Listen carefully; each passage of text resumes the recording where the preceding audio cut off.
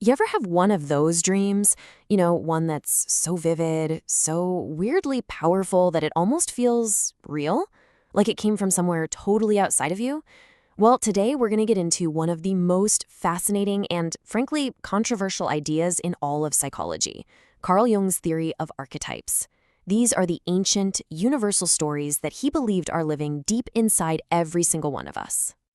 So, our story kicks off with a young man. He's in his early 20s, super bright, but completely and utterly stuck.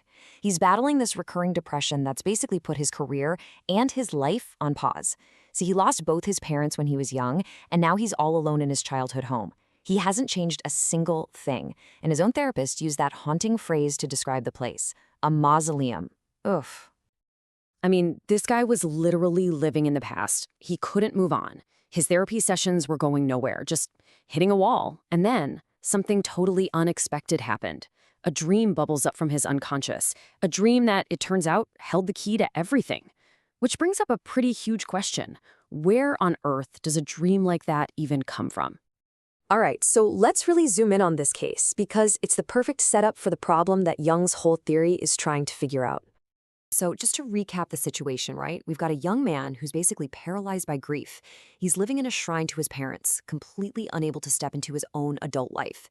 The depression keeps hitting him in waves, and he's just kind of stuck in this weird limbo of being a teenager, which of course is stopping him from actually growing up.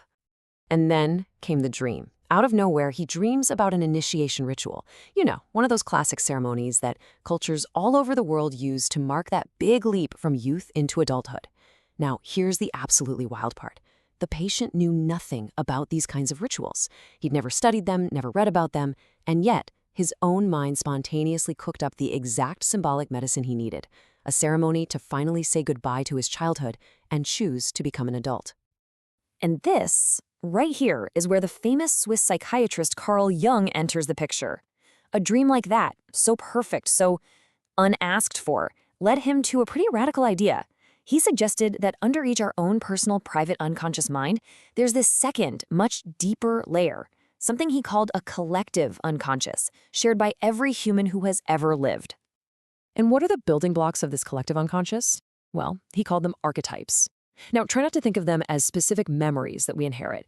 It's more like they're empty frameworks or blueprints. They're these built-in tendencies that shape how we see the world, how we react to things, and even the kinds of stories we find ourselves telling over and over again. Okay, to really get this, let's break down what makes an archetype. First, they are universal.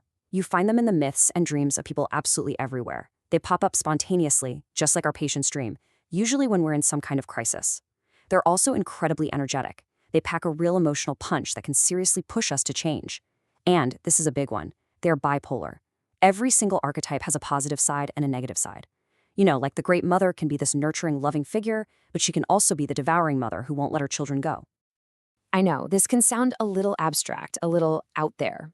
But the truth is, you are already an expert on archetypes. You just might not know it yet. They are the invisible architecture behind our cultures, our religions, and our favorite stories. Let's just take a look at how they show up all around us. You see them as universal symbols. Okay, take the mandala, this incredible circular design. It's all about cosmic order and wholeness. And what's amazing is that it appears totally independently in the sand paintings of Navajo shamans in America, in the meditation art of Tibetan Buddhism, and, get this, even in the stunning rose windows of Gothic cathedrals in Europe. It's the same blueprint, just expressed in different cultural languages. They also show up as figures we just instantly recognize. The hero, right? Who leaves home, faces down some great evil, and comes back a changed person. Or the wise old man, or the wise old woman, who shows up to give guidance. The trickster, who just loves to break all the rules. These aren't just stock characters. Jung would say they are deep psychic patterns that we all connect with. And finally, they shape our actual lives as universal rituals. I mean, just think about marriage. From ancient tribes to the most modern societies, humans have always created these ceremonies to make the bond between two people official. The specific details, the clothes, the food, that all changes, but that underlying archetypal pattern of union, it's basically the same everywhere. So for Jung, all of these archetypes, they're not just random. They all serve this one grand purpose. They're like guides on the ultimate human journey. a process he called individuation. You can think of it as the lifelong adventure of becoming who you are truly meant to be, a whole, complete, and unique individual. And this journey, it kind of follows a map with 4 major milestones. First, you have to meet your persona, which is the social mask you wear for everybody else. Next, and this is a tough one, you have to integrate your shadow, all the parts of yourself you'd rather pretend don't exist. Then you engage with the anima or animus. That's the inner feminine side in a man or the inner masculine side in a woman. And finally, the whole point is to find the self, which is the center of your personality that brings all these different parts together.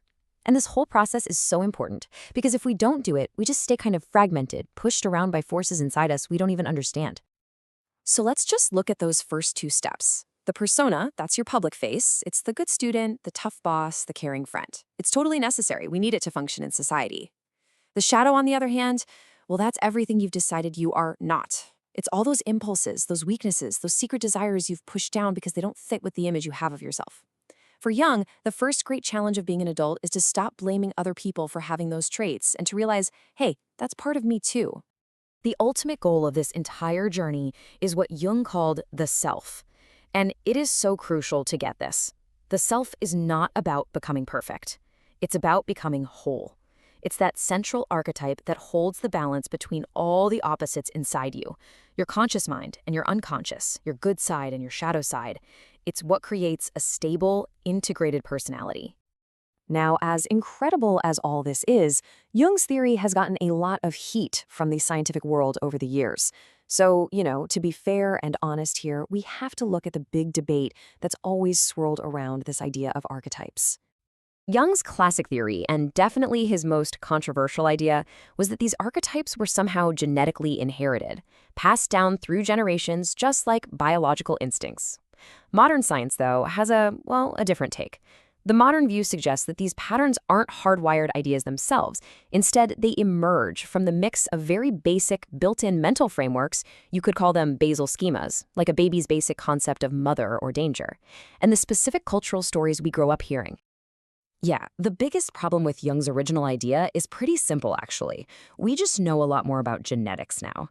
We know that our DNA codes for proteins, not for super complex, symbolic stories like the hero's journey or the image of a wise old man.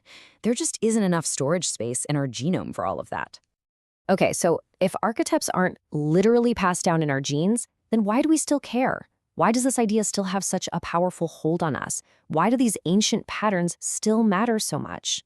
Because here's the thing, whether they're inherited or learned, archetypes are the basic grammar of storytelling. The hero's journey, it's the same fundamental blueprint you see in ancient epics like Homer's Odyssey and in modern blockbusters like Star Wars.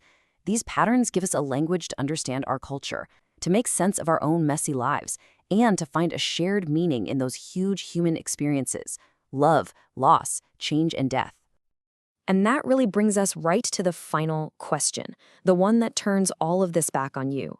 Jung's theory invites us to stop seeing our lives as just a random sequence of events, and instead to see it as a story with a deep, mythic structure. So take a second and think about it. Are you the hero on the quest right now? The wanderer looking for a place to call home? The rebel fighting against the system?